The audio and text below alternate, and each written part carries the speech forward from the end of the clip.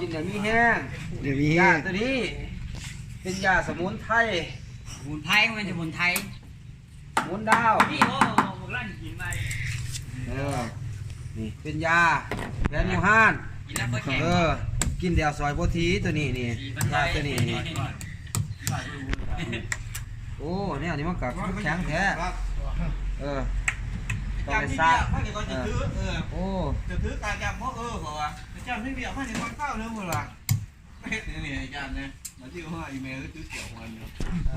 ของแท้ตัวนี้ อีสังเห็ดสังบีเรียกอีสังปากก่อนปากอีเส้นอีซื้อกับบ่เฝ้าเส้นเหมือนว่าปาจานบีเรีย แข็ ก ง ด้วย แท้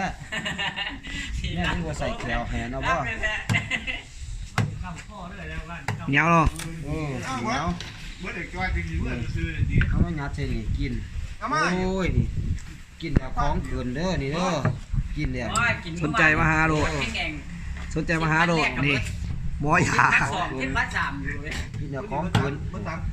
แล้วจังหวะ กินแบบของเกินเด้อนี่เด้อกินนี่ อย่างนี้อยากเมื่ออยู่พอจะไปนอนกับบ่ไปนอนพอออนก็สนนี่เด็กเขาไม่ว่าเขาว่าไปกินหมกไปซะ โอ้ ดียังไอ้เพ่งยานี่ดียัง ดีสมปี ดีสมบีอะไรดีสมบี เมียลารู้กินตัวนี้เมียโบรา เก่งโพดมาที เก่งได้ ลาวอะไร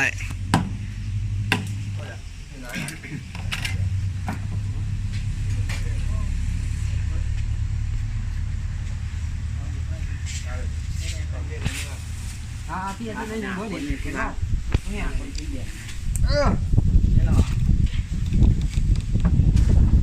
เนี่ยนี่เป็นหูแก้วแล้วเนี่ยมันแข็งที่แบบนี้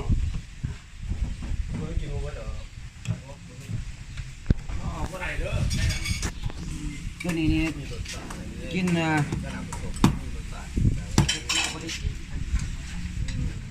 ซื้อใส่ยี่10,000 ย่างอยู่นะถูกข้อไปทั้งผมพอ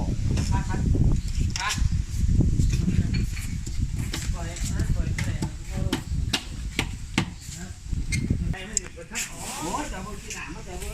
ย่อยจะออกดีใจอีก ไอ้ยอมาแซ่ไว้ที่ว่าถือว่าแซ่ไว้ โอ้ยไปที่ย่ามันขึ้นแล้วนี่ แซ่ไว้ก็ลองไว้ที่ว่าแซ่ไว้ที่จะได้ ไปที่เพราะว่าย่าขึ้นแล้วไป ใส่เมื่อที่นี่แหละ คุณนะ มันบอกว่าน้องมันสิลา ขาของการเท่าคุณ วันนั้นน้ำมันก็ได้เลยเดียว ไปซื้อมาแซ่ไว้ นี่เยอะเหรอยังย่างอยู่เลย ยังเยอะมาทำไม